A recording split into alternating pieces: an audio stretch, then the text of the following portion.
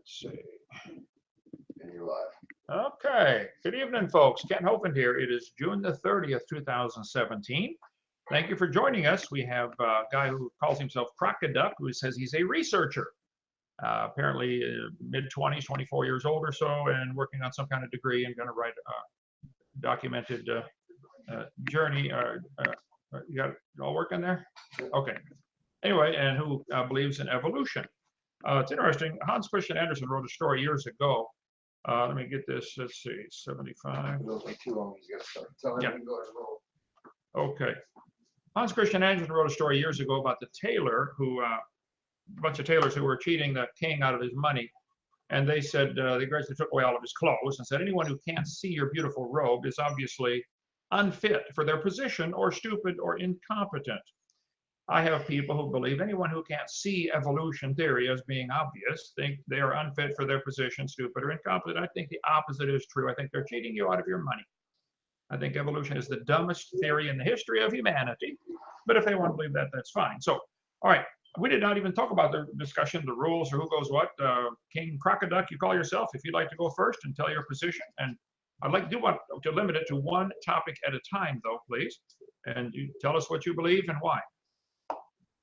I'm going to go ahead and start this real quick. Thank you, Kent. Okay. I want to welcome everybody to the second debate of King Crocoduck and King Ken Hovind, hosted by me, Steve Gray, host of the Great Debate Community. I want to thank both of you gentlemen on being here for part 2 of your debate that started 2 weeks ago. This debate should take about 9 minutes, and we'll be having more of a free-form discussion, plus having a Q&A that both of you guys agree upon from the live feeds when both of you are ready to have it. Hopefully allowing both of you to answer the same question, unless it's specifically directed to just one of you. Go ahead, King Crocoduck. Take a minute, refresh your memory of everybody's memory on who you are, and then we have Ken do the same. Hi, everybody. My name is King Crocoduck. I'm a YouTuber here. I've been debunking pseudoscience, mainly creationism, for the past 5 or so years. I am a researcher right now. My research is in computational biophysics. I got my bachelor's degree from the University of California, Santa Barbara. And yeah, my main reason I'm here is because I dispute Mr. Hovind's position that the universe is under 6,000 or so years old, whereas in reality it's close to about 13.8 billion years old. So that's sort of why I'm here, and that's what I'm here to dispute. Kent, do you want to do a quick opening for my listeners as well? And just that way, we're starting to get a little bit of feedback from you. So when you're not talking, you may want to mute to see if we can eliminate that a little bit. But Is that this mic? Mute that when I'm not. Yeah, roll it. Okay, roll it. Roll it all the way down. Okay, my turn to roll the way up when I'm Not talking. all the way. yeah, go ahead. So how do I know where? According to evolution, now things get complicated. Things happen automatically. So this microphone should not be a problem. Everything, all this. Anyway, my name's Ken Hovind. I was a high school science and math teacher 15 years. I became an evangelist in about 1990, then full-time probably by 91. I defend the position that the Bible is literally true and scientifically accurate in every detail. The earth is about 6,000 years old. The whole universe was created in 6 days, and man brought death into the world, as opposed to the evolution theory, which says death brought man into the world, and death is the hero of the plot. I dispute that. I think that's ridiculous. I think there's absolutely no evidence of any animal ever producing any other kind of offspring. And I dispute the position that the fossil record could prove anything. There's no fossil record. There's a bunch of bones in the dirt. They don't prove anything. So my position is the evolution theory is not only stupid, it's dangerous. That was the foundation philosophy behind Adolf Hitler. We've got to eliminate the inferiors. That's the foundation philosophy behind communism and socialism and Nazism and Marxism and a whole bunch of isms. And it should be called evolutionism versus creation. But they always say creationism. I disagree with that. And I hear different evolutionists, including King Crocoduck, whoever he is, talk about they accept evolution. I resent that. You believe in evolution. It is your religion. It's something you believe in. You don't accept it. You believe it. So that's my position. So go ahead.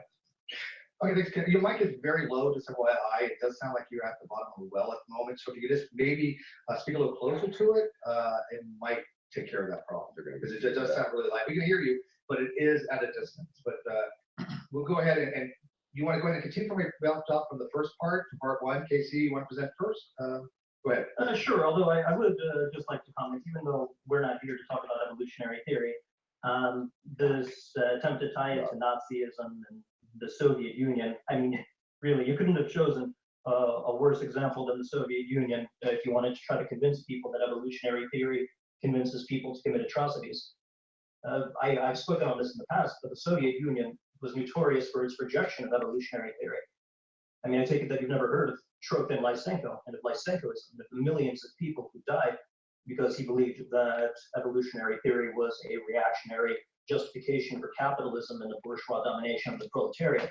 And I think that we're going to see a consistent theme, how there's this tendency on my opponent's behalf not really to engage with the substance and to not really, have much of a grasp of the substance. But we'll get to that when the time comes. Okay, what exactly is the substance you're talking about, Crocoduck? What is the substance? Of the issues that we'll discuss. We'll get to it. But first, could you please turn up your mic? I'm like really having a hard time hearing you. I am as well. Your mic is still really poor right now.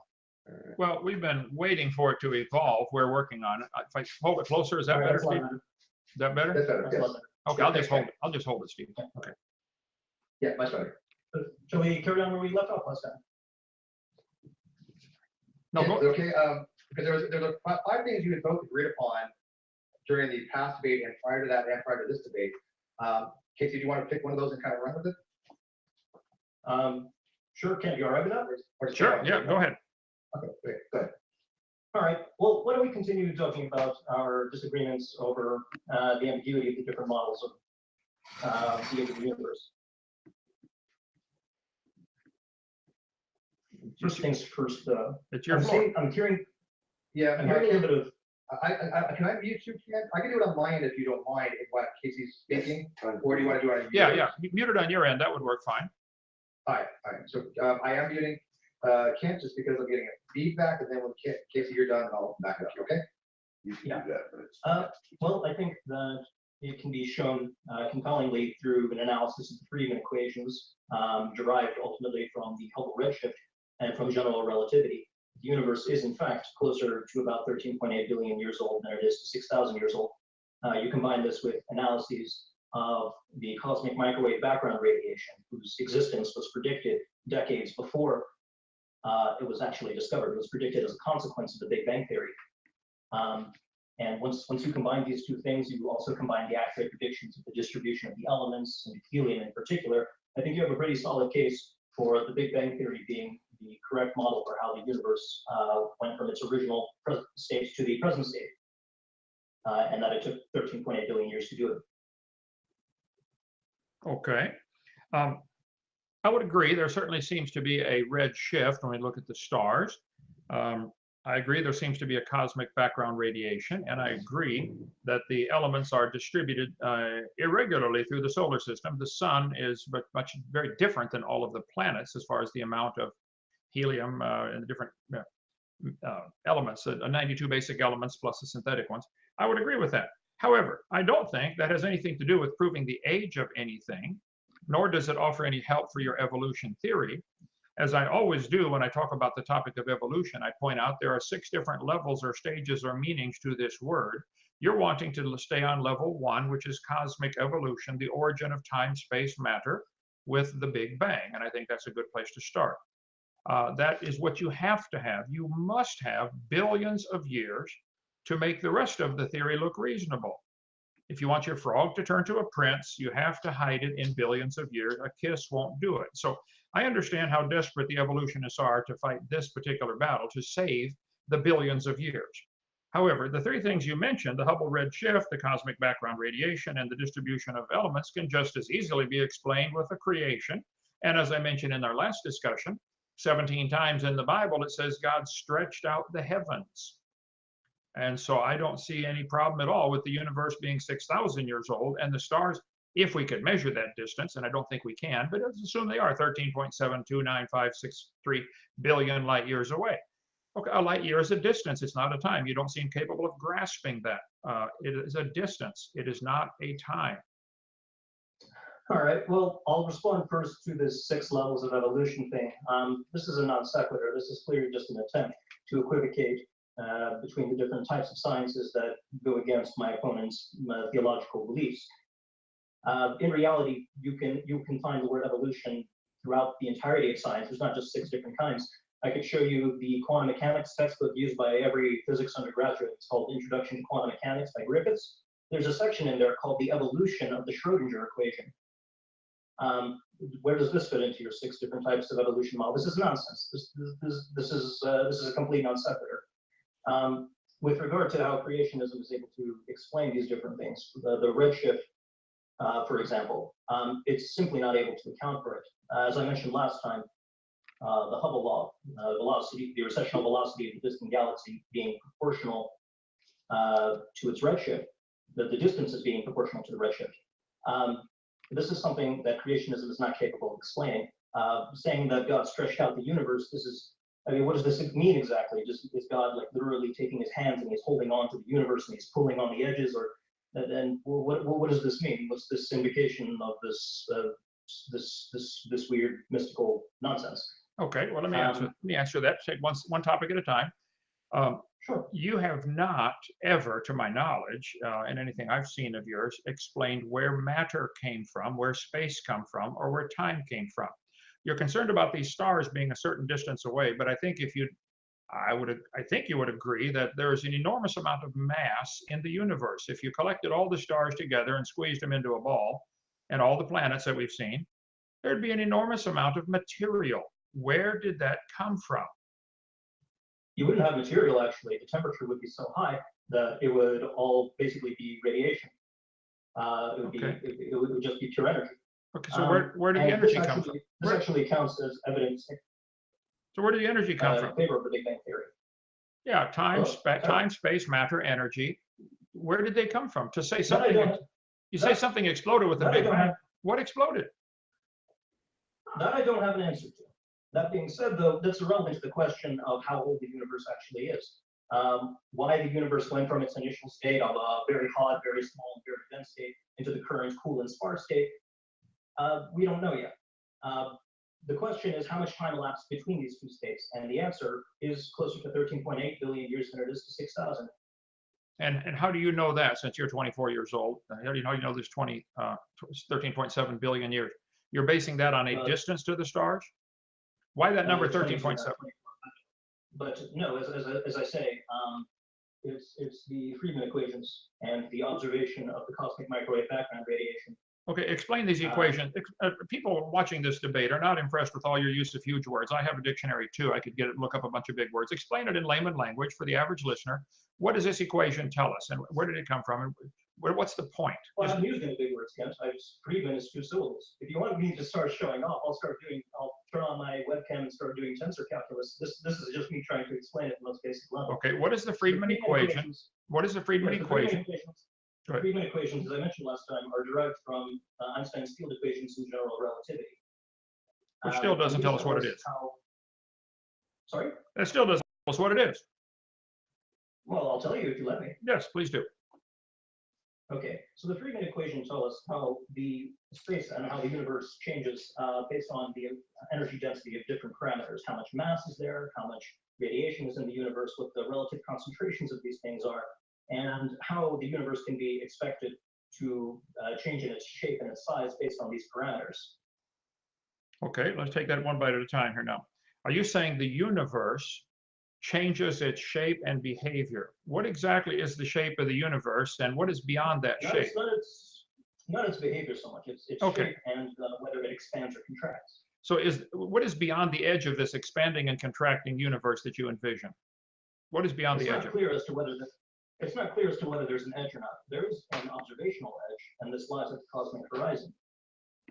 But beyond that, there's nothing that we can say by definition, since that falls outside of the observable universe. I can only speak with confidence about what's inside of the observable universe. Okay, so this Friedmann equation tells us that if we have increased energy or increased mass, the shape of the universe changes. What on earth does that have to do with anything you're talking about here? Well, when you take into account the distribution of different parameters, things like the amount of radiation, things like the amount of mass, and you get this, by the way, through an examination of the cosmic microwave background radiation. Once you have these parameters and you plug them into the equation, you can determine to what extent the universe has been expanding, and you're able to derive from this equation the age of the universe. If you know how quickly it's expanding and you know how the distributions have been changing over time, then you can, it's very trivial to calculate how old the universe is. Okay, now Very simplified. hang on, my 8-year-old grandson, my 8-year-old grandson is watching this. You're saying that some equation tells us that if we add more energy, the distribution of the material, the mass of the universe changes. That's like, duh. If you drop a hand grenade in a room, the distribution of the material changes by adding energy. That's still not proving any age. That's not what I said. I said that the different parameters, like things like the amount of radiation versus the amount of mass. Okay, so if the amount of radiation changes by adding energy, so no, what? No, add energy. You transfer between different types of energy. Okay, yeah, there's different types of energy. I agree. Yeah. But the point is, between these different types, if you convert between these different types of energy, then if you do it to a sufficient extent, then the behavior of the universe is going to change. If you have more of this, the universe will expand. If you have more of that, the universe will contract, and so on. And the Friedman equation tells us how exactly this works and how quickly these things are changing. that's wonderful. If you add energy, things expand. You can add energy to a room and the air expands. Ask any weatherman; they understand that very Not well. necessarily. No. You can. There are ways of adding energy and making things contract. If, for example, you were to have a lot of this energy, some of the pure energy coalesce into mass, it reaches the threshold energy to generate mass, and the mass has a gravitational pull, then things start to contract rather than expand. Oh, wait. So you need to understand how these various. You have to understand how these various parameters. Okay. Let me see if I understand what you said. You're saying that energy can be turned into matter. Is that what I heard you say? And where has this been demonstrated? Just energy. Let's take all the heat energy you want. What matter is that going to produce? Are you familiar with the equation E equals mc squared? I am indeed. Okay, then it should be trivial as to how this happens. The process can go in both directions. You can. Okay, I'm asking you, where has it been observed? Energy equals mass times the speed of light squared, which is what C stands for. That was Einstein's idea. And it may certainly be true, but you're saying that goes both ways? If it does, if the energy can be turned to mass, where has this ever been demonstrated? I think mass can be turned to energy all the time. You can burn up a wood pile and get a lot of heat out of it and reduce the mass to energy, but where can you get the energy to turn into mass? I'd like an example of that, please. The wood pile thing is not an example of E equals mc squared. That's a chemical reaction. Okay, but it's an example of mass being turned to energy. I would like you to show me or tell the audience, where has energy, just energy, ever been turned into material, mass, something solid? Inside of particle accelerators, you can get masses very small masses, and the sum of those masses was, let's say, less than x. And you get these masses going very quickly. You add energy to them without actually, changing the mass state. They still have a constant rest mass. Think what you're saying. You take a, okay. Hold on. You take these two masses, and their total mass is less than x. And you speed them up and you crash them together, and then the end result is a mass that's greater than x. And you get this because of the energy that you've added to them as a result of them speeding up. So the energy, your contention is you speed up two particles, crash them into each other. The result weighs more than the initial two particles. You started with two particles. What if you start with nothing, just energy?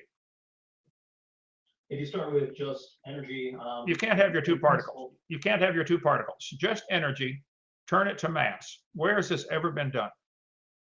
The Casimir effect is one good example. Explain that to the average audience. Well, for the average audience. Well, you have a vacuum, and the vacuum has a ground state. That's the minimum amount of energy that any system can have. And this ground state, it basically has a certain amount of energy. And from this minimum amount of energy, you have particles and antiparticles popping in and out of existence. And this has been demonstrated with experiments like the Casimir effect, where you have the result of this vacuum energy causing two plates that are close enough to each other in order to be affected by this ground state, clamping shut together in accordance with predictions, and without anybody actually adding any energy to it. It's a consequence of these virtual particles. Okay, are these two plates that are clamping together, are they made of material? Are they visible? Yes. So you're starting with material. I would like you to have nothing to start with except energy. There's And nothing between them. That's the point. There's nothing between these plates, and this supposedly nothing causes something to happen. The plates end up clamping together. Other than just a vacuum or a magnetic reaction or a, It's just, yeah, there's just a vacuum there. Nothing else. okay, so we know that magnetism, which we cannot see, will cause two magnets to clamp It's not together. magnetism. I know, but we know that a vacuum between two objects will cause them to clamp together. So you're saying there is something else. You're The question, the vacuum has a certain ground state, as I said. And so I don't remember the exact details of how the experiment goes, but as a result of these virtual particles, the plates do end up clamping together. And do you think an example like that is enough to put your trust in that the whole universe, everything we see with trillions of tons of material, was created out of nothing in that manner? Is When did that I say that it was, Ken? what now? When did I say that? Sorry? Well, I was asking you, where did the material in the universe come from? And you give an example of this Friedman equation and matter popping in and out of existence. Is that satisfy you that the whole No, Ken, universe that's came not to how being this this way? Ken, hold on. The way this conversation went was you asked me to demonstrate how old the universe was. I went into a conversation about the Friedman equation. We started talking about the composition of the universe via things like energy and mass. And then we got to Einstein's equation, and you asked for an example of how energy can be turned into mass, which is what I just gave. So At no point was this. At no point was what I just told you a premise for an argument of the universe coming from nothing. There are some models that do suggest this may be the case, but nobody's saying that this is something that's as firmly confirmed as the Big Bang theory. So let's not equivocate here, Ken. I'm not equivocating. I'm trying to draw it out of you that you have an intense religion, not a science. Nobody's ever seen any of the universe pop into or out of existence, or without incredible energy input to create this energy vacuum or whatever you called it that caused the two plates to clamp together. This was all done in some machine made by some man, I'm assuming, with some intelligence. This doesn't just happen by itself. So back to my original question. That's not the point. Ken, you're missing the point. No, I think I've got the point really well. Hold on, you're equivocating between what I'm trying to demonstrate and what you want me to try to demonstrate. What I'm demonstrating is that energy can be turned into mass. That's what you asked me to demonstrate. Now you're saying, aha, but you haven't demonstrated that the universe can't come from nothing. Okay, well, I mean, if you want to do that, by all means, try it. But like, you're arguing with yourself now. So you're saying that an experiment was done in obviously some man-made machine using a lot of energy, a particle accelerator, which takes an enormous amount of energy. Ask the folks in Europe. This case, no. For the You know? Casimir effect, no. Okay. Was there a particle accelerator? Was there any kind of design to this particle accelerator, or did it come by chance? Did somebody design it? Well, clearly, yeah. Okay, good. So if particles can come in and out of existence, let's assume that's true. I think I'd have to watch that to have mass change to, energy change to mass.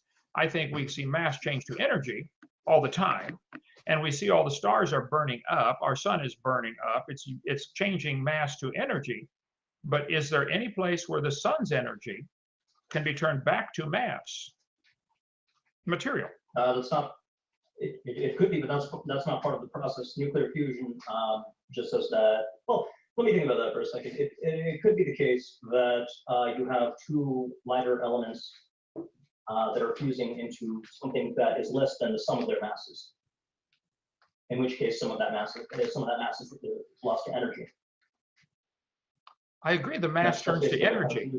You're missing it. Okay, but you have to understand the equal sign points in both directions. Now, whether or not this happens in the sun, I don't remember at the moment. But I do know that, at least in the case of the Casimir effect and other similar experiments testing quantum vacuum fluctuations, this is all part of quantum field theory. Sure, and it's a theory. It's possible for energy to turn into mass. It's a theory. I'm asking, where has this been observed? Einstein says the Casimir effect. well, could it be the equation, the equal sign should not go both directions. It's only observed going one direction. Come on, Ken. An equal sign is commutative. Believe me, I understand. I taught math for years. I think I can handle an equal sign, but I'm asking you, I know mass can be turned to energy, but you would like the audience to believe, I assume you would like the whole world to believe this evolution theory, which really would have everything come into existence from nothing. Ultimately, you have to start with nothing and have some kind of material. Where's the material and the energy? You got either one or the other. You got to start with one or the other or both. Where did it come from? I told you already, we don't know where it came from, but that's not what the Big Bang tells us. The Big Bang tells us how the universe came from its initial very hot and very dense state, where there was a lot of energy, into the current very sparse and very cool state. Okay, so would I be safe to say that you do not know where the initial energy came from to heat up this speck or whatever? You're saying you don't know where the energy came from. Okay. And this energy, nobody knows. Nobody knows. Okay. The energy, we have a thunderstorm here. We may lose power. I don't know about that, but so this energy somehow turned into material. And is it your position that all the 92 elements that we have, the naturally occurring elements, gold, silver, platinum, came from this energy spot? All the mass. Not right away. What happened was the universe expanded, and the what's called the threshold energy is reached, and this is the energy that corresponds to the ability of a certain mass to condense from the energy. And what you initially have is this enormous, very hot and very dense soup of protons and neutrons and other fundamental particles, quarks, probably not in isolation though. And what eventually happens is gravity pulls many of these elements together. It becomes very dense, very hot, and they begin to fuse. And through the fusion process, over time, you have the development of more and more elements across the periodic table. You first start out, hold on, could somebody, I'm getting some feedback. And if I may, I'm getting some positive and negative feedback so far from the different feeds. I think people wanting to kind of redirect it back to the original question and dealing with the age of the Earth rather than the origin, the ontological aspects of the universe. I think the critical question asked was dealing age question, not so much to where everything originally came from, but it's an entirely different question.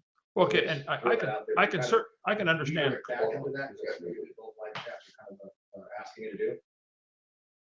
Okay, I can understand clearly why they would not want to get into the question of where did the initial energy and mass came from, because they don't have an answer. But yet they want all of this to be taught at taxpayer expense and forced on all the kids. This is something should be taught in a private school where the kids want to come learn evolution. It should not be a taxpayer expense where everybody has to pay and learn this stuff because you don't have an answer. This is actually more from your feed than it was from mine. So people watching your channel was asking me multiple times to redirect. So it wasn't just unilateral to mine. Okay. They can ask anything they want, but I'm still wanting to know where the mass and energy came from. I don't think we've got an answer here. If you want to start with something, you haven't really got a good theory. You've got a religion. You have a religion. Admit it. No, Kent. You're not understanding. The Big Bang Theory doesn't tell us where the initial mass and energy came from. That I know it doesn't. Hang on, Kent. Okay. What we do have, and what is being taught in the public school, is that you initially have a universe that is in a state that is very hot and very dense. It doesn't say anything about how this very hot, dense state came to be. Maybe a God put it there. Maybe it came there spontaneously through processes we don't know yet. It doesn't matter. It's irrelevant. The question is, what happened to this? How did it happen? And to what extent? And how did it end up to the way it is today? I think it's this initial very hot, very dense state. It expands, and here we are today, 13.8 billion years later. Oh, I think this is what the Big Bang addresses. This is why it's precisely, as I've said for years, it's a religion, something people believe in. This is not observed ever. All we observe is this equation going one way, mass turning to energy, but not energy turning to mass without adding a bunch of more energy to make it happen. How did you accelerate these? How did you accelerate these particles? Where'd this energy come from? And where'd the particles come from? No, the Casimir mechanism. Well, explain that to the average audience. Who's Casimir, besides a sweater? Kent, I just spent like several minutes telling you about this experiment with the plates and the Casimir effect. So you're saying mass comes into and out of existence in a particle accelerator. Now, how big is this amount of mass that they're producing? It's not a particle accelerator. The Casimir effect happens with two plates. Okay, two plates attracted to each other. Right.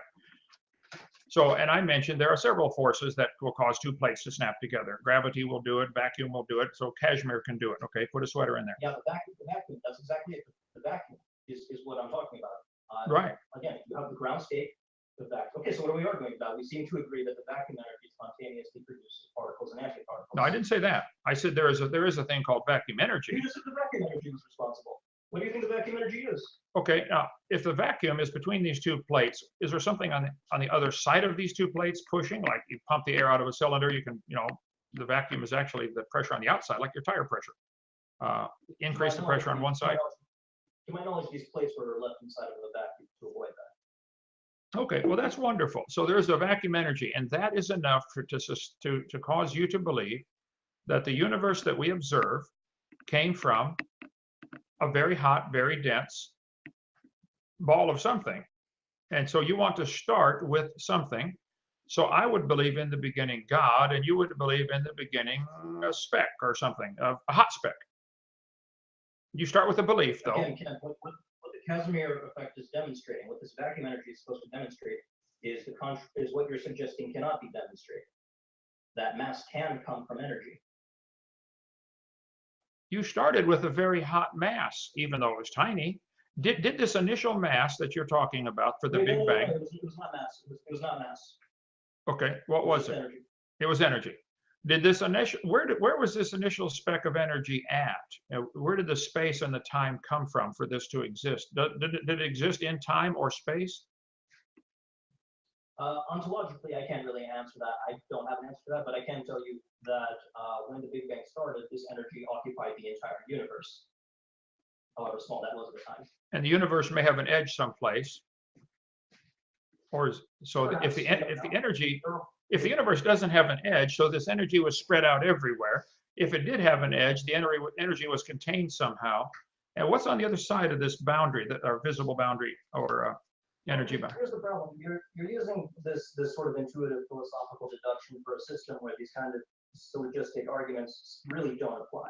I mean, let's take something as basic as Newtonian mechanics, which says that everything has the same acceleration inside of the same gravitational field. You push an elephant off of the Empire State Building, you push a laptop off the Empire State Building, they both still have the same acceleration. I agree. That's not intuitive at all. Well, depending on wind friction, right? Yeah. Right. No. Right. We're talking about acceleration. No, but okay, but the feather and the elephant will fall differently only because of air friction. If it were in a vacuum, they fall the same speed. I understand that. Yeah, but I'm not talking about speed. I'm talking about acceleration. But the point is, here's something that's unintuitive even at the classical scale. Now we move on to something like relativity and quantum physics, dealing with high energy and small systems. And intuition flies out the window, and you can only start to use equations and math in order to grasp these things. And they're very successful at predicting future data. You and I would not be able to talk right now if not for the success of some of these theories. So here we are trying to understand the smallest, highest energy system imaginable. And you're using this kind of syllogistic reasoning that fails even at the classical level. No, I'm asking, I'm trying to get it clear for the listening audience. I doubt you're going to get it. What is currently all of the galaxies, all of the stars, all of the planets, my metal Chevy van, everything existed in a state of energy in one little speck. What do you call it? How big was this energy spot? It's not clear. Just really small. Extremely. I would have to look it up. I can't tell you exactly. Maybe it was 1 quantling. Okay, so my old Chevy van and the whole universe and all the planets and all the stars existed in a extremely small spot of energy. Do you really believe this, Crocoduck? I mean, are you serious? You really believe this? What's the matter? What's the matter, Mr. Hovind? Does it tickle your intuition? It tickles my funny bone. I think it is so stupid, like beyond capital S stupid. I am amazed an intelligent person would believe such a thing. You have to go to school for years to believe something that dumb. We haven't even touched upon quantum mechanics, Mr. Hovind. Do you believe that it's possible for an object to occupy multiple mutually contradictory positions at once? Whoa, I guess you'd have to explain what you mean by that. Give me an example. Can something be in two positions at the same time? or two things be in the same spot. No, that's I think they're mutually exclusive. I think space is I don't know what the word they would use for it. No, I cannot be in the same spot as another person occupying the same space. Can you? Can I? Me personally, no. My De Broglie wavelength is too short. But do you believe that it's possible for an electron to hit a barrier, and a barrier for which the electron doesn't have enough energy to go over the barrier or to punch through it, and yet the electron appears on the other side of the barrier? Do you believe that's possible? Well, no, those are interesting experiments. I don't know that. I don't think anybody knows for sure what is causing that kind of thing. But if electrons are whizzing around nucleus very rapidly, they don't seem to ever be losing any energy. Has this been going on for 13.7 billion years? Where did this electron get excited? Who's buying the gas for this electron to move around? Wait, are you saying that electrons don't lose energy as they're in their orbitals? Well, let's take a carbon atom, which has X number electrons whizzing around it, around the nucleus. Do those electrons ever lose their energy over time? Does it change to something else spontaneously? Yeah, their energy can change. You have, let's say you have an electron occupying the fourth shell Okay. of the electron, or of the carbon atom. It can jump down to the third shell or the second shell or the first shell, and frequently does, and it releases a photon in the process. Do they ever get tired and just fall off and lay there in a pile? Do we ever get a pile of these electrons anywhere that just totally ran out of gas? What are you saying? I don't understand the question. Well, it seems like all the electrons whizzing around all the, who knows how many molecules there are in the universe, that would be incalculable, I think. All of these, in the first place, just the atom is really complex with the neutron and the proton and the space between them, as you mentioned, the orbitals, the SPD orbitals. Okay, where did this design come from? How did it get moving in the first place? And obviously, the proton and neutron have some kind of mass. Electron has a little bit of mass. You're not answering where did this matter come from. To just say it came from energy is not answering the question. You're ducking it. And you not only believe this, you want everybody to pay for this religion to be taught. This is ridiculous. Yeah, it's not a religion. It is a religion. You believe in it. You have a certain amount of energy, and the energy can condense into mass. I hope that by now we established this. Let's assume it's true. It can happen in a particle accelerator or in an accelerator. Okay, let's assume that's true. You believe. It's just two plates. Okay, but the Kashmir effect, I know. So that's enough to convince you that everybody should be required to learn that the whole universe came from this effect for no reason. When did I say that? That's what an obvious implication is, that the universe came. Do you believe in the Big Bang theory? Yes. You do. Why? What's the evidence? Just the starlight, the redshift? Is that your primary evidence, or you mentioned a couple other things? I wrote them down quickly here.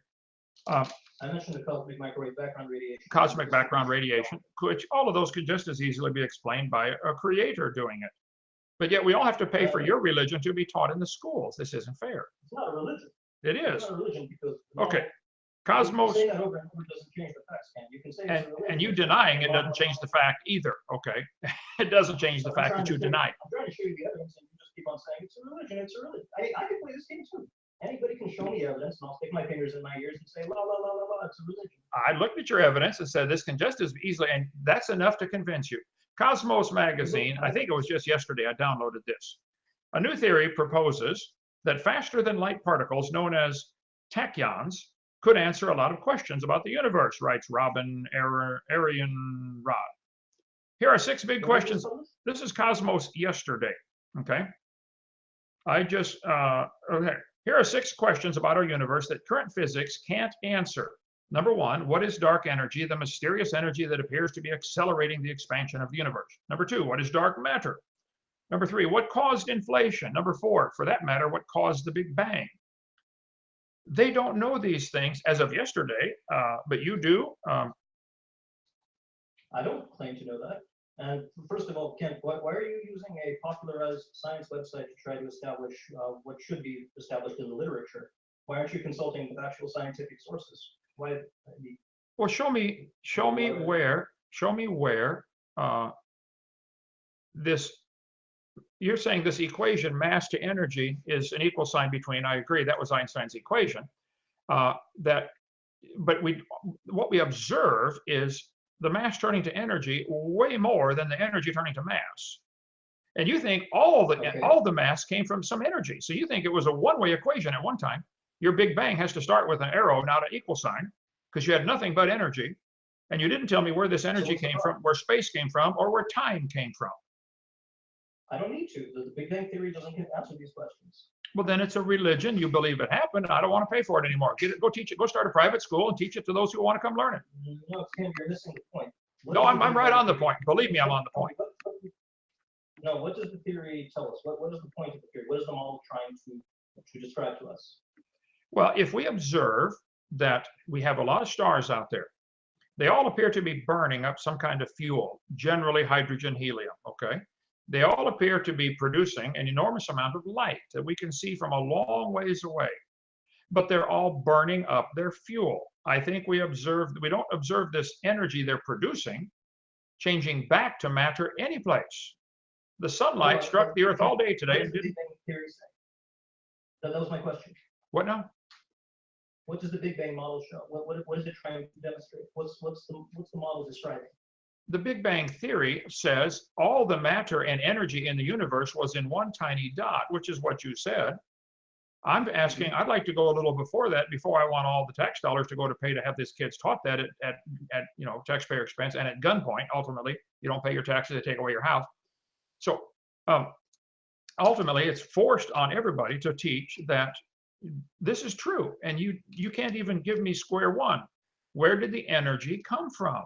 Where did the space come from? Ken, hold on. I can tell you a lot of things about my computer, about how it works, about how the various processes are in it, without ever even knowing myself where the computer was made or who built it. Do you believe someone did build it though? Without its origin. Right. Sorry, you believe someone did build the computer though. You don't have to meet the guy or girl. You believe they did it, right? Someone did build your computer? Sure. Okay. Sure. But yet you look at a cell and get one cell out of your skin and look at it under the microscope, which is way more complicated than any computer you could possibly have. One single cell, more complex than all the computers in the world combined. You think that happened by chance from this explosion of a bunch of energy exploding? Let's say for the sake of argument that I couldn't tell you anything about the origins of the cell. Does that mean that I can't tell you how the cell behaves and how it changes over time? No, that's correct. Now, I agree. Cells change, they behave in certain ways, and I taught biology. I think I can hold my own on that one. Go ahead. So if I don't know what the origin of the universe is, that doesn't mean that I can't tell you how it's been changing over time. Oh, I agree. The universe is changing. I agree. The stars are burning out. The stars seem to be moving away from us. I would agree with you on that. I think I said so at the beginning. No, that's good. I can tell you about this lifetime after the mass and the energy and the space and the time was already there. I can't tell you what happened prior to the expansion. I don't know that. But that doesn't affect what I can tell you about what happened after it. And you are trying really hard to equivocate between these two. I'm trying to get you to admit to the listening audience you don't know where the energy came from. You don't know where the space came from. Okay. Well then wonderful. So my point is, this is something you believe happened. Which is you believe energy, which was able to turn into mass, all of the stars, all of the planets, my van, everything was squeezed into a dot of energy, really hot, really tiny energy. You believe this. I believe that you believe that. I do. I don't think it's intelligent. I think it's silly. I think it's flat stupid to believe such a thing. But if you want to believe it, that's fine. But that's not science. Nobody observes this. We don't observe spots of energy turning into vans. Yeah. You're equivocating again. I'm not. I don't know.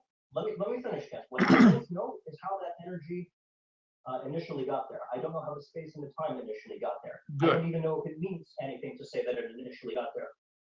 What I do know, based on things like the cosmic microwave background radiation, based on the proportionality of the recessional velocities to the distances of the galaxies, based on the distribution of the elements, what I can tell you from all of this is that based on the scientific evidence available, the best model that tells us for how the universe came to be in the way that it is is that it expanded from this initial very small, very dense, very hot state over the course of 13.8 billion years. That is not the same thing as saying that it all came from nothing. Okay, could you be missing the point? Calling it a religion. No, I'm right on point, believe me. Could you be extrapolating back too far? We observe, and in the last, I don't know, when did they first start measuring the red shift? In the last 100 years, I think. I don't know, it doesn't matter. Okay, Hubble and these guys, in the last 80 years, okay. They have been observing the stars are producing a red shift. Yay.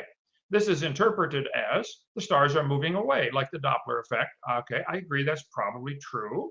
The stars are probably moving away from us. So we've watched the stars move away from us for 80 years, and you want to extrapolate that back 13.7 billion years.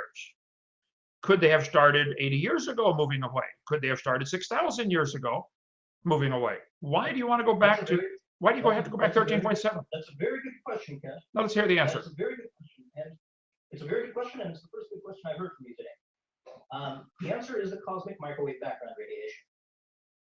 It was predicted, let me check, it was 1948, I believe, yes, 1948, by Ralph Alpher and Robert Herman, a couple of physicists.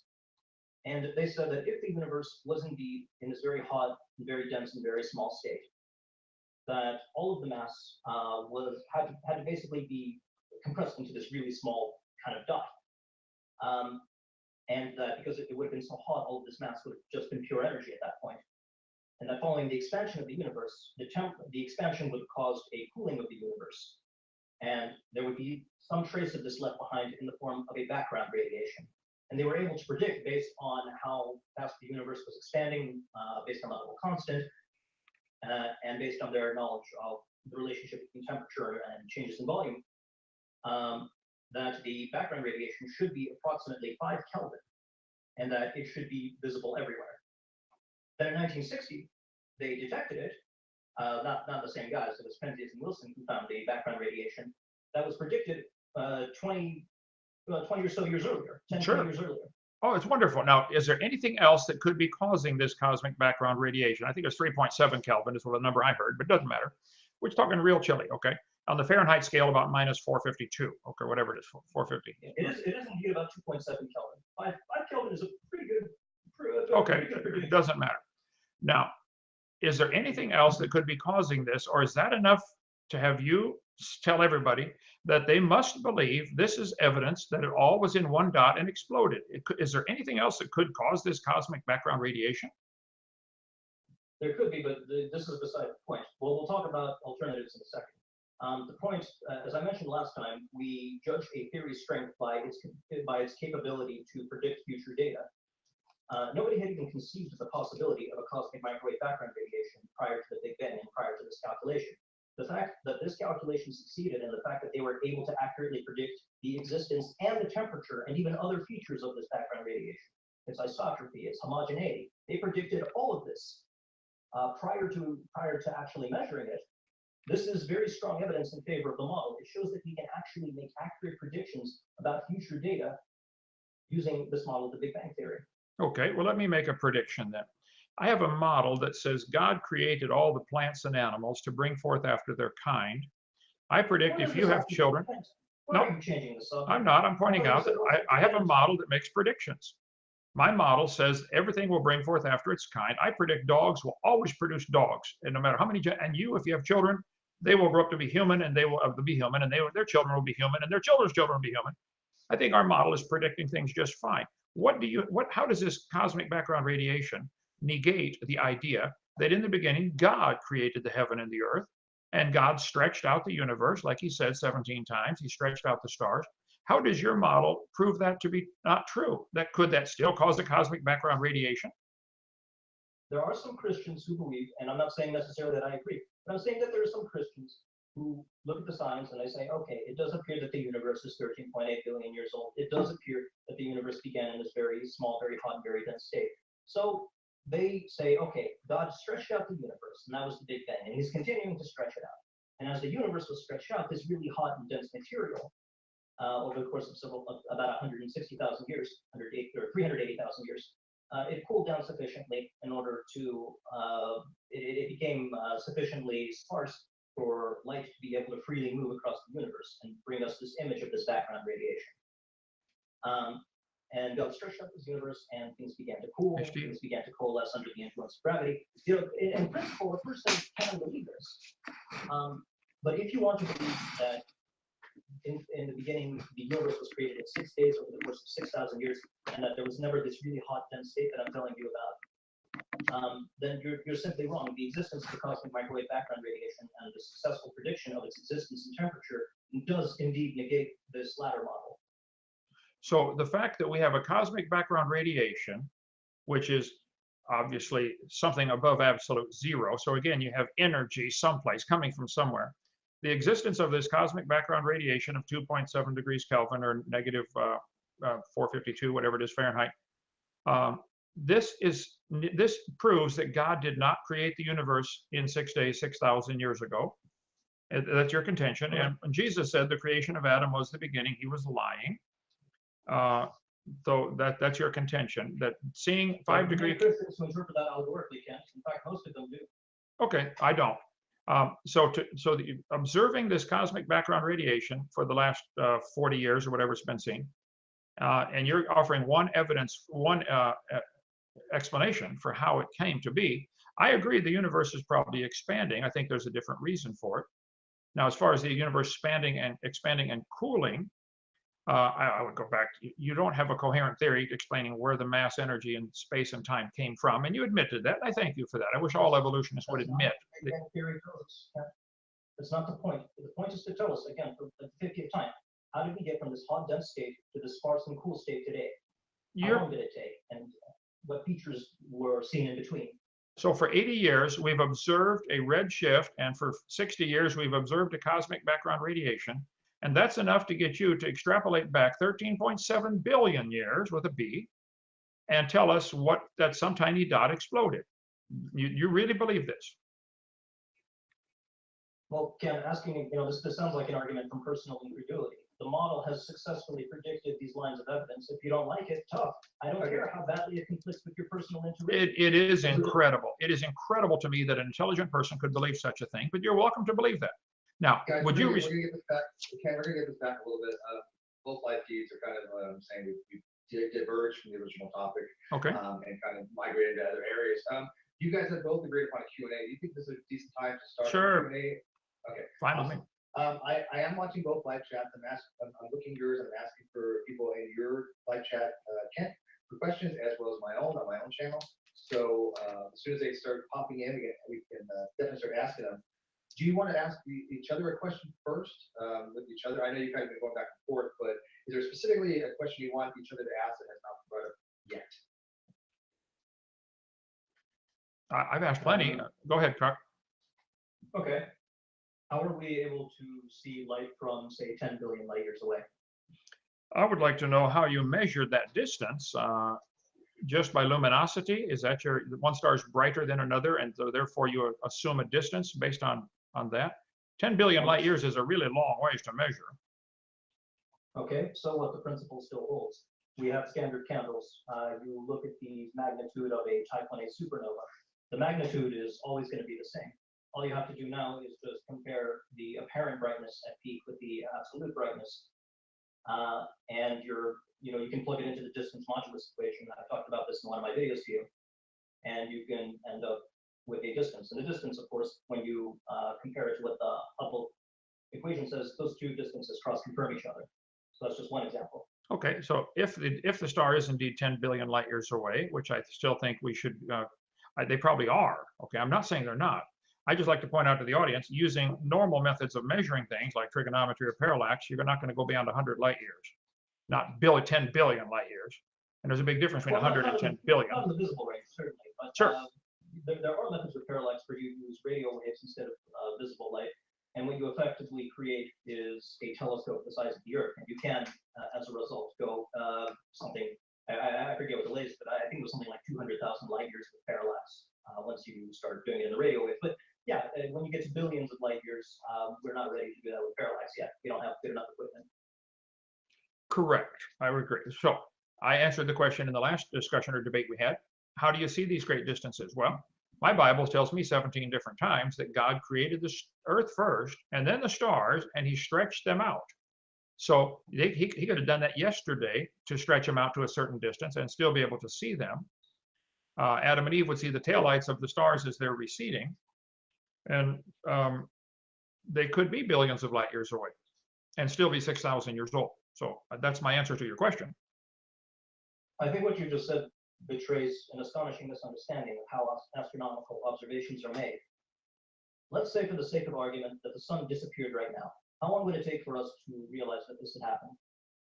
I'd have to check and see, are we at apogee or perigee, but around 8 minutes. I mean, you could find the exact distances at 93 million or 92.9 million, or we go in an oval, but whether it's apogee or perigee would alter a little bit, but approximately 8 minutes it would take, okay? Okay, now let's say instead of disappearing, the sun, just permanently disappearing, the sun disappeared and reappeared 18 light minutes away.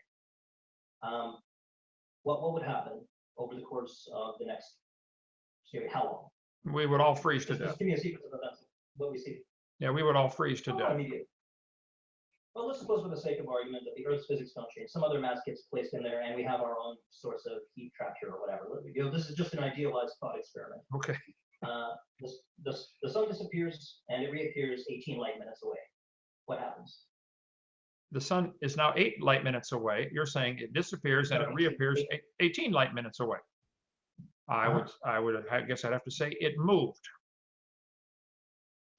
Okay, but what happens is, for the first 8 minutes, let's say that over the course of these 8 minutes, the sun has already, it's just vanished from its initial position 8 light minutes away, and it reappeared 18 light minutes away immediately. Okay, it would take 18 minutes for that light to get here. Okay, but in the meantime, for the first 8 minutes, we're seeing the sun at a distance of 8 light minutes away. True, it would take us 8 minutes to know that the sun disappeared. I agree. Right, and then after waiting another 10 minutes, we would start to see the sun again, because at that point, the light from 18 light minutes would come and reach us. Okay. Yeah, 8 plus 10 taking. Sure. So now apply similar reasoning to the galaxies. Adam and Eve supposedly saw the galaxies, and as we established last time, they had to be between 2 light days away and 6,000 light years away in their initial positions in order for them to have been. We did not establish that. You said that. I don't know how God did it all. We'll have to wait and see on that one. But I think the problems that we have with the creation model, as you call it, and I would agree, are so insignificant compared to the problems with your crazy Big Bang model that nothing exploded and made everything. Even if that were true, this would just be a two-quota, but that's beside the point. Let's apply the same reasoning to the galaxies. We have, supposedly Adam and Eve saw these galaxies closer, and then the galaxies were suddenly pulled away. Got stretches the universe. The light that we would be seeing of these galaxies 13.8 billion light years away, or 10 billion light years away, say, would not be reaching us until 10 billion years after they reach that position. Okay, are you assuming then that the speed of light is the absolute standard and speed limit, and nothing ever goes faster than the speed of light? What do you mean? Can anything ever go faster than the speed of light? Nothing. Well, as far as we know, there's nothing but the rest mass is able to go faster than the speed of light. So in my seminar, I quote experiments from Princeton, Harvard, Yale, etc., about them speeding light up to faster than the speed of light. Princeton, I can call it up here in a second here. They speeded light up to 300 times the speed of light. What did they do there? What does that mean? Well, let me see here. Are you referring to the experiment by Wayne, Kuzmich, and Figario? Well, I got 7,000 slides in PowerPoint. I'm trying to find it here. To watch my video number 7, Q&A, I cover this with all, here we go. Stellar distances, they just in the last 10 years were able to increase stellar distances up to 482,000 million miles, which is 82,000 light years. They just were able to increase it. This is from, let's see, Jet Propulsion Laboratory, July 1st, 2004. So they now have been able to finally measure up to 82,000 light years. And you're asking me a question about a star 10 billion light years away. Congress doesn't know there's a difference between 82,000 and 10 billion, but there is a difference, okay? Let's see. Okay, the one that, let me address the first one that you just referenced. Sure. That one wasn't, I was correct, that one is Wayne, Kuzmich, and Bigario's experiment. What actually ended up happening was they didn't change the speed of light. What they changed was the group velocity, which is different from the actual speed of light. There are three different velocities associated with light. There's the group velocity, which tells us how quickly its shape is changing. There's the phase velocity, which tells us how the average speed, not the actual speed of light, but the average speed as it goes from molecule to molecule, changes. And you see this when it goes through a medium like water or through glass. Sure. Rainbow. The light itself isn't changing speed as it goes between these atoms, it's just that these atoms are knocking the light around. That's the phase velocity. And then there's the front velocity, which is the speed that it takes from light to reach point A to point B. The front velocity never changes, but the group velocity, which is what this group did end up changing, that you can't adjust that. You can also change the phase velocity. In every example that you ever give me, I guarantee you that you are only going to ever show me a change in phase velocity or group velocity. You're not going to show me a change in front velocity, which is the kind of velocity we're talking about when we're talking about changes in the speed of light. Sure. So my question was, your contention is the speed of light is the absolute. God is limited by this speed of light. He could not create stars and light showing. If the creation model is true, God made Adam and Eve full grown, mature, and apples are already on the tree. I guess I find it a very minor problem, a minor thing, a leap of faith, a little tiny jump of faith to say, okay, God could make the light and the stars simultaneously. God is not, my God at least, is not limited by the speed of light. That sure beats the idea that all this light and energy and stars were in a tiny dot that was really hot, that you believe. No, it doesn't, because what you're effectively saying is that in principle, the universe could have been made 5 minutes ago. And I suppose, theoretically, it could have been, including our minds with their memories implanted. I'm not saying it is. Yeah. I don't believe that, but theories could be. So what fundamentally is the difference? God creates a universe that appears to be billions of years old, even though it's thousands. Well, maybe the evil Cartesian demon, maybe you've heard of Descartes' Cartesian demon, maybe he created the universe 5 minutes ago and is deceiving us with our false memories, and he's implanting ideas into our heads, and we've only been having this argument for 5 minutes instead of however long we've been doing this. That's all. I understand that very well, and that's all. If I suppose, and if somebody believes that, and there probably are people who believe that, they're welcome to. But that is again their belief. That's their religion, and we shouldn't all be forced to pay for that in the schools for all the kids to learn. And you want everybody forced to learn your religion, and it is a religion. It's not a religion, Ken, because I don't have to postulate that the laws of physics are an illusion, as you're suggesting God did. Now, do you think the laws of the next question, Karen? Let's move on to the next question. Okay. I try to keep the questions relating to physics. Obviously, you guys are discussing cosmology and those related questions, but we're having a lot of different types of questions out there. So I'm going to ask actually this particular question because this is physics related, although not cosmic, and I guess it is directed to Kent. Tyler Durden wants to know how much heat would have the carving of the Grand Canyon during a 40-day flood would have produced? How much heat? How much heat would the carving of the Grand Canyon produce? Well, the flood was actually, Noah was in the ark for over a year. The earth was inundated, plus or minus several months. Noah, and most of the water came from inside the earth. With the creation model that I hold to, and most Christians do, I believe, that the Bible teaches that there was a canopy of water or ice above the atmosphere. So you would have multiple things happening simultaneously. When this canopy collapsed and it began to rain for 40 days, and the fountains of the deep broke open, you would have energy released in the water coming up. You would also have the canopy collapsing, and you'd also have the atmosphere expanding, which is going to absorb heat. So I don't know all the mechanics of it. I know expansion of the atmosphere would absorb any heat, the latent heat of condensation from rain for 40 days. As far as the carving of the canyon, that probably happened, I think Grand Canyon probably came 100 years after Noah's flood, when Grand Lake is the name they give to it, even though it doesn't exist, where the beach line is clear across, Idaho and Utah and Colorado. There was obviously a great big lake. If you dam up Grand Canyon and follow the elevation lines around, it makes a monster lake, 2 lakes actually, that would form. They probably overtopped the dam and carved the canyon maybe 100 years after the flood. We don't know. Nobody would have been there. So as far as how much heat was produced, I don't know how you calculate that. Movement. All right, do you want to try that? Well, you could calculate that through the frictional forces and the amount that gets released as a result of heat. But Kent, having taught science, would know all about that. What I want to focus on is this even more fundamental problem with what kind of traces would have been left behind had there actually been a flood.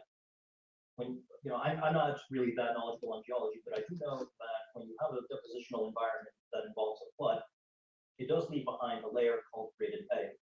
What this essentially means is that you have larger particles at the bottom and smaller particles at the top. And they're not sorted in order of any particular composition. It's not like, okay, you have chalk on this level and iron on this level and silicates. No. It's just the size of the particles. It's biggest at the bottom, smallest at the top. And if you have this global flood taking place, then you should see at the Grand Canyon, and indeed everywhere in the world, this one layer of graded bedding. But we don't see that. We don't find this layer anywhere. And that's how we know that this global flood never took place. But of course, then again, maybe God could have made the flood happen and changed the laws of physics to make it not look that way. I don't know. All right, this next question comes Wait, from. wait, wait. I'd like to respond to Yes, that go one. ahead. I get to Yeah, respond. Joe's question. I agree. You don't know. I'm glad you said that. It is not correct that the larger go to the bottom and smaller go to the top. They're sorted by density as well. You could have small particles of lead that would go to the bottom of large particles of styrofoam. So density plays into this. Plus, you get a flood lasting months.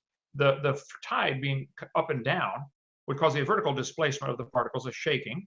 Then it'll also be lateral movement because as the bulge of the tide goes up, the water has to come in from the sides. You can go to any mall and buy 2 little pieces of glass with sand in between, multiple color layers of sand, flip it over and make hundreds of layers in a few seconds. I mean, kids play with them all the time. And it's not always sorted by larger on the bottom and smaller on the top. You can get smaller and then larger layer and then smaller and then larger. You can get multiple layers simultaneously.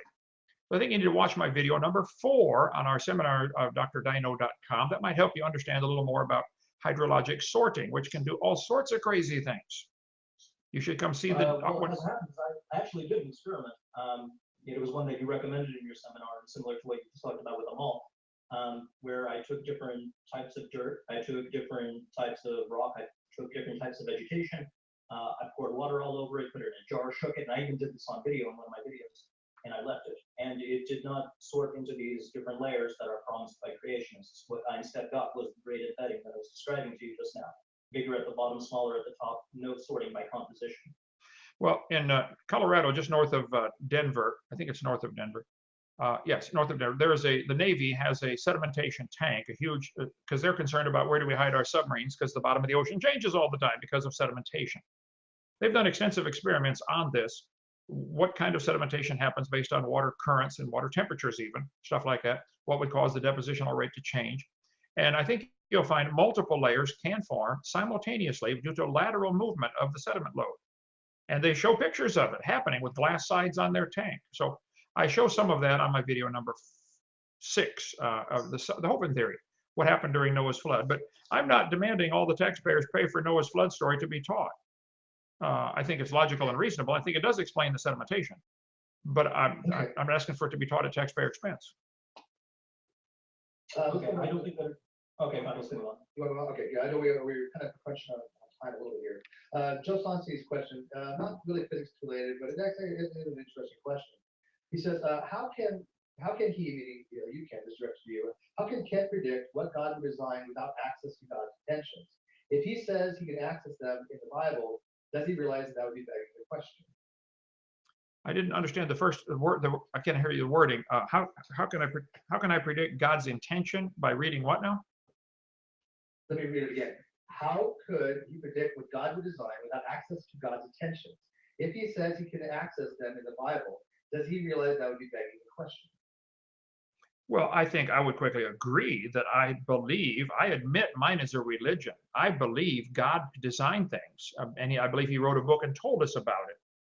I don't think we yet today understand all of God's design. We have not even scratched the surface on understanding the DNA code and the complexity there, not only the chirality and the spiral molecule, but even in the lapping of it, the overlapping and folding of it, how it transfers data back and forth. If it takes really intelligent scientists years and years and years to begin to scratch the surface of understanding the code, I think it's logical to say somebody wrote this code. Somebody really smart wrote this DNA code. So I don't know that I can predict everything, but God told us in his word, and it may be begging the question. I admit that's something I believe. I wish the evolutionists and atheists would admit that they believe a lot of things, but they don't. They want all of us to pay for this to be taught. And I resent that. Okay, so you are acknowledging that it could be begging the question, or is begging the question. Well, I don't know that I begged the question. I said, I believe this because of the evidence of the incredible complexity. I don't understand everything going on inside of a computer. I don't have to. I believe somebody made this computer. I can look at it and say, wow, this was designed by somebody really smart. I can look at a cell and say, wow, this was designed by somebody really smart. I don't know how he did it or why. I don't think anybody does understand even cellular respiration and all the different things that happen in the cell. I don't think there's a person on the planet that understands all about one cell. They're finding new things all the time, but I think it's evidence of an incredible design. Let me ask this question to Casey. This is kind of an extrapolated question that I got from Landon Curtin, a brilliant mathematician that we know. He was talking about Cepheid variables, and that Cepheid variables no longer used for measurements. But can you kind of explain how we would use a Cepheid variable or standard candles to measure distances and relate to that on how the age of the Earth must be in relationship to that? Cepheid variables, I don't remember much about. If I remember correctly, it involves there's a sinusoidal relationship between the speed with which it rotates and the amount of light that we get. So I don't remember much about Cepheid variables, but I do know that they can be used in order to measure these distances. With standard candles, you have type 1a supernovae. These are supernovae of a specific type. It's what you get when you have a binary star system and they end up crashing into each other. Sorry, can we get to computer for a second? I'm getting feedback again. Yeah, sorry about that. So you have this binary star system, and then you end up with a supernova. And we find that there is a standard brightness to it, regardless of what the distance is. We saw, I believe the nearest one was about 10 parsecs away. And that's sort of used as the baseline to determine the absolute brightness. So you take this absolute brightness, how bright it would look from 10 parsecs away, and you compare it to the apparent brightness, how bright it appears to us from Earth. And as it turns out, there is a relationship between the distance an object is and how bright it appears from varying distances. So, you know, if you have a candle that's 2 feet away, it is shining with a certain brightness. If you have a candle that's 10 feet away, it's a little bit more dim. If you have a candle that's 100 feet away, it's even more dim. But there is a relationship between how dim it is or how dim it appears and what the distance is. And so you can take these two different brightnesses, you plug them into an equation called the distance modulus equation, and you come out with the distance away that it is based on its brightness. Okay. I'm trying to get more questions from both sides. I'm going to take kind of as they come, whether they're pertinent to this particular debate or not, because we're kind of limiting on the questions, and I thought we'd have more. But Ken, by the way, you're muted, so if you're talking about this time. Yeah, go ahead, unmute. Let's see, Tyler Durden had asked, Ken, he wants to know if you would actually give a more formal definition from a younger creationist perspective of the word kind. Okay, the Bible says they will bring forth. Yeah, you're going to have to unmute. Oh, we got it muted here too? Okay. Kent. There we go. Okay. There we go. Okay.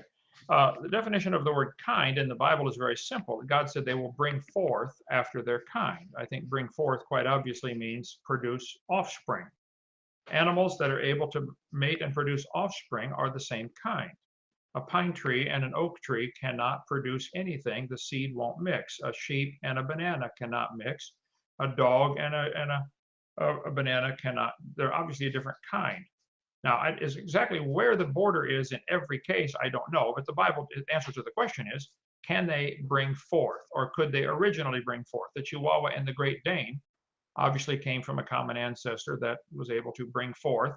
But there seem to be at the extreme limits of that kind.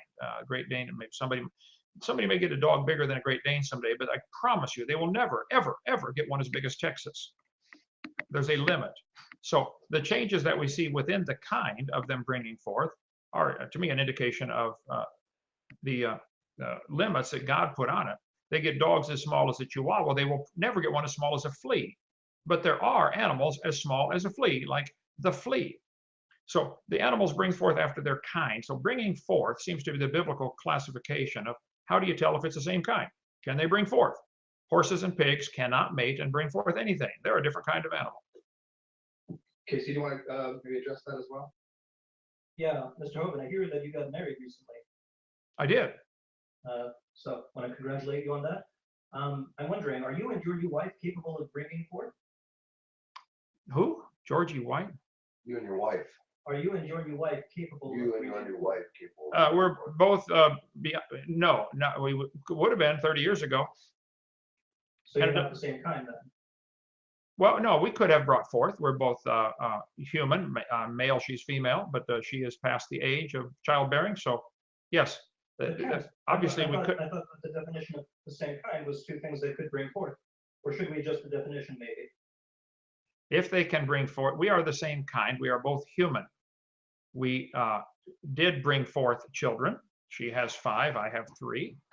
And so, yes, and guess what? They are humans. They are also human beings, and they brought forth, and they're still humans. We're waiting for them to make something else, but so far, only humans have come from the unions that we've had. So we. But you and her did not bring forth. Are you serious about this? Are you, Casey? Are you this desperate? Come on, use your head, son. This is silly. Yes. Well, what I'm saying is it's part of a more general point because the definition of kind is vague and open to all kinds of equivocation and goalpost shifting. So normally when I get into this kind of argument over kinds, the creationists will equivocate whenever I bring up things like ring species. Yeah, but they're still the same kind, even though I violated their definition of it. So I decided to play my own little game. I'm using your definition of kind in a manner that, well, you wouldn't approve of. The problem with kind is that, as other people have indicated, it's too vague. You can play all kinds of games with this, like I just did. So let's say, I'm sure you have this example brought up to you with the Ensatina salamander, with ring species. They're no longer able to bring forth, and yet you say they're still the same kind because they're both salamanders. Well, how do you know they're salamanders? Because they're the same kind. How do you know they're the same kind? Because they're both salamanders. Would you say that the ring species, and to define this for the audience, if you go a ring around a mountain or something over a period of generations, or a ring across an impenetrable barrier like Colorado River, barrier for the squirrels, they can't cross the river. They now have the Kaibab squirrels and whatever the other one's called. Okay, so they're still squirrels. They're still recognizable as squirrels. And you're saying the fact that we can now get a variety that is no longer interfertile with each other, like the horse, the horse and the ass produce a mule, which is sterile. But they did produce. So the fact that they, my parents did produce me, and my wife's parents did produce her, so that there was bringing forth right there. Yeah, but now you've introduced this new thing into the nomenclature of varieties. Well, what is a variety? I'm guessing this is a subset of kind. Well, the Bible only uses the word kind or sort, the word sort. God told Noah in Genesis 6 and 7 to bring them after their sort, 2 of each kind and 2 of each sort of animal. If I told you to go into the shop and pick up 1 of each sort of tool, you would get a hammer, a pounding tool, a cutting tool, a grinding tool, maybe. I think anybody could organize their shop by kinds. We have all of our screwdrivers in one place, our pliers in one place. It's pretty obvious in most cases how they fit in. Now there may be some unusual animals like a platypus, which are totally kind of its own. I mean, I don't know what all the kinds are. But again, I'm not asking my theory to be taught.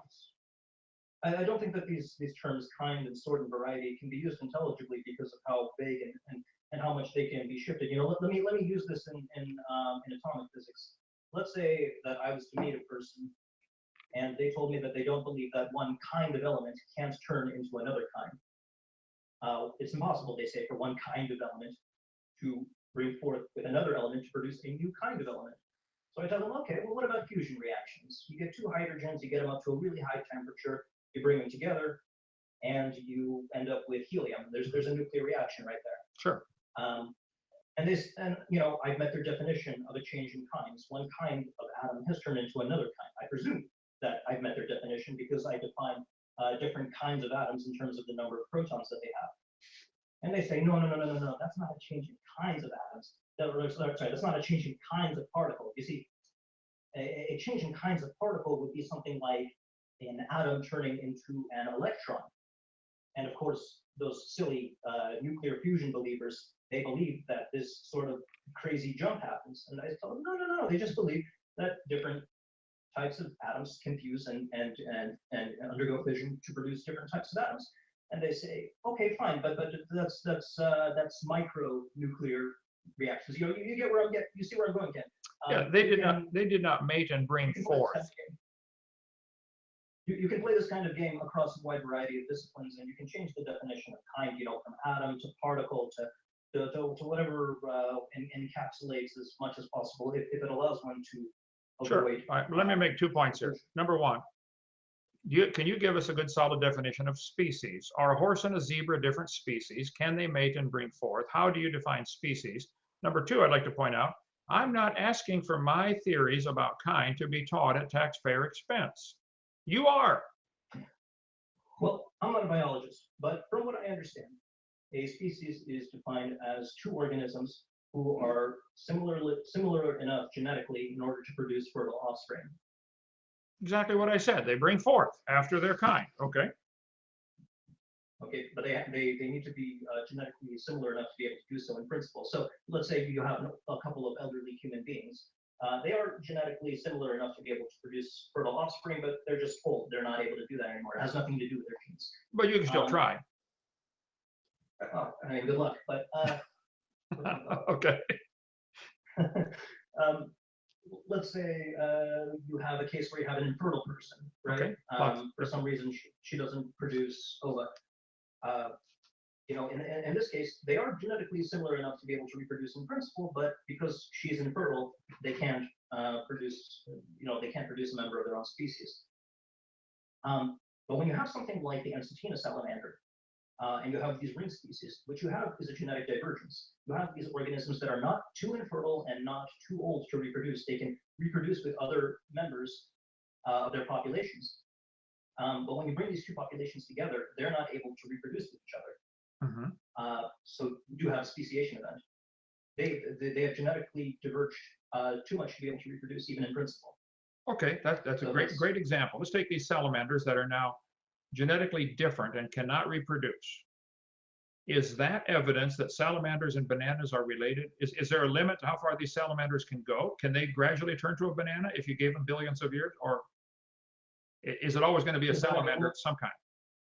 Are you asking if there's a kind of natural biological limit to the extent? Yeah, is there some kind of, right, is there a biological limit? As far as what's observed, what's observed is there's still salamanders. What we observe is that there doesn't appear to be any barrier. Given an infinite amount of time and allow for an infinite number of generations to pass, there's no good reason as to why allele frequencies couldn't change to an infinite extent. And there is your God. There's your God right there, Casey. Time can accomplish what we do not see. It can happen if we give it enough time. Now, you believe that? I believe in the beginning God did it, and you think just enough time can accomplish the same thing.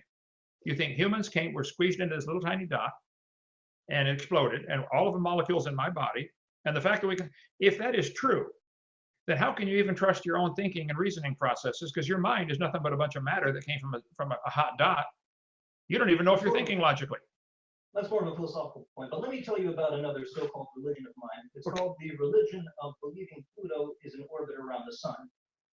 It's a religion because we only discovered Pluto about 90 or so years ago, and yet we can say that it has an orbital period of about 243 years, and we can plot out its exact trajectory. And so we say, given enough time, Pluto will complete a cycle around the sun, even though we've never observed it. I agree. And that, by your account, should count as a religion, because not enough time has passed, and we've never observed the complete cycle for Pluto. Well, this is nonsense, Ken. You can absolutely extrapolate, and there's, I'm sorry, but this reeks of desperation. No, I'm not believing. I'm not desperate at all. I'm having a wonderful time here. I think there are different kinds of knowing, different ways of knowing. They've been digging into the hillside in our property to get material to build a dam on our property for the lake. They have dug in about 30 feet and they've hit clay the whole way. I think it's reasonable to extrapolate. If they dig in another 5 feet, they'll continue to hit clay. That is something I believe is logical and reasonable based upon the observable evidence.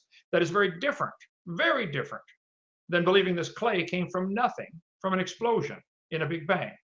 So there are different ways of knowing things. I think we can dig a hole down 5 feet and hit gravel and say, well, if I move over here and dig a hole, I'll also hit gravel. That's correct. That is extrapolation based on observable data. What you are doing is not extrapolation based on observable data. Nobody ever sees the things happen that you believe happened. It's something, that's why it's a religion. It's a religious belief. It's not a religion. Okay. If you want to believe that, like I said, you can keep saying it's a religion, but I'm telling you, we accurately make these predictions based on these models. Like I said, with the Big Bang earlier, there was an accurate prediction of the cosmic microwave background radiation. There are accurate predictions of all sorts. And the same with evolutionary theory, we were able to predict that such things as green species are capable of existing using this theory. There are all kinds of other things as well, but I'm not a biologist, so I can't name all of them off the top of my head. The point that I think everyone should take away is these so-called evolutionists, we're capable of accurately predicting future data. The creationists are not. What they have to do is they have to look at data that has already been gathered and try to explain it in an ad hoc manner.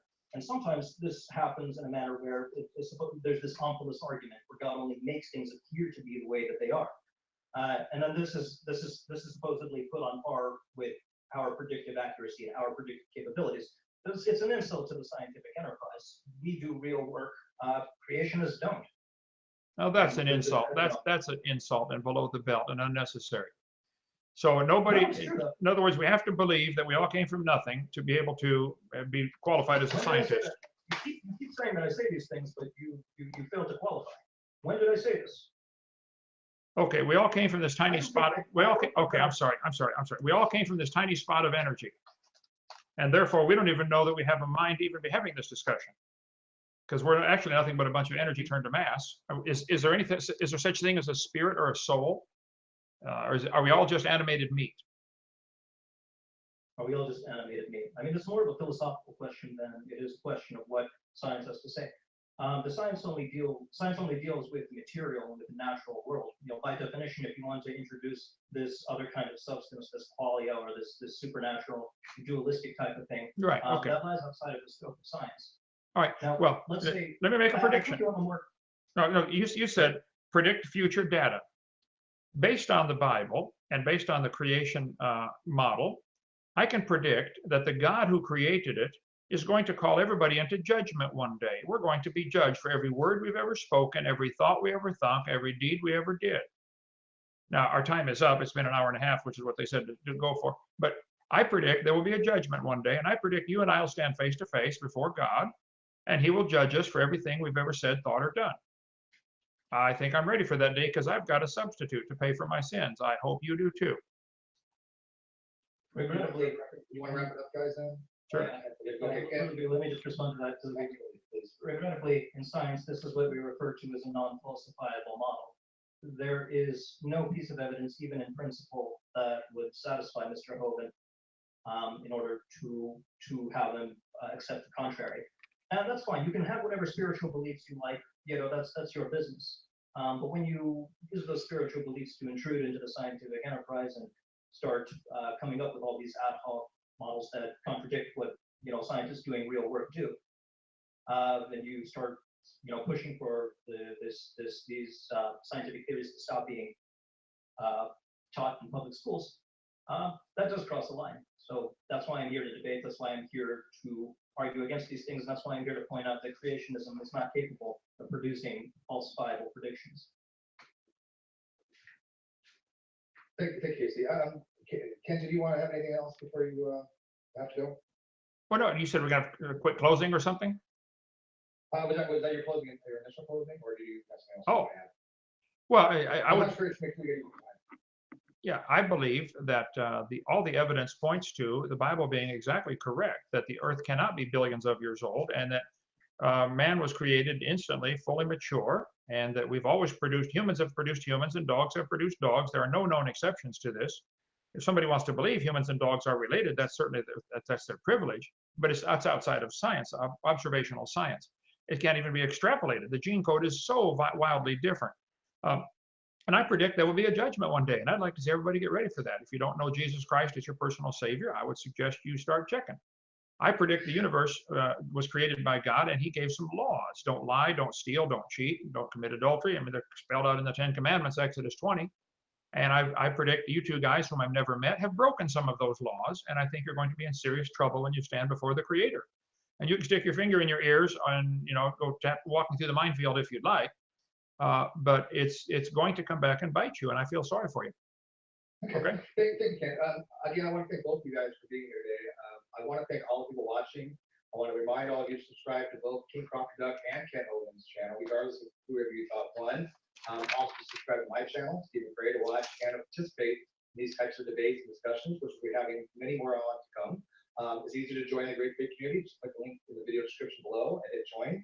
I'll be having a debate after show on my channel sometime between now and 8 p.m. Pacific Daylight Time. Probably sooner, probably about 7:30 because we ended a little bit earlier than expected. Hopefully a lot of special guests will be there, including PZ Myers, maybe Landon or Kurt Knoll. It's open to anybody to join, regardless, again, if you thought one, and we'd love to have you come join us. And with that, I thank you all again, and we'll be seeing you next time. Thank you. Tell PZ to have me come up to Minnesota and debate him. I'd love to debate him. Just barely got that in. Yeah. Okay. Yeah, I mean, PZ, I don't know if you saw PZ's, I mean, just on his blog, but PZ is a friend of ours. Arn posted, Arn's a friend of ours as well. He posted on his Facebook. So we'll see. I mean, I'm going to be talking to PZ on the after show. I don't know what his things are for debating. I have no idea. I listen to his stuff. He listens to mine. Okay. Okay. And I talked to you. I added links to King Crawford Duck's channel, my channel, the other thing.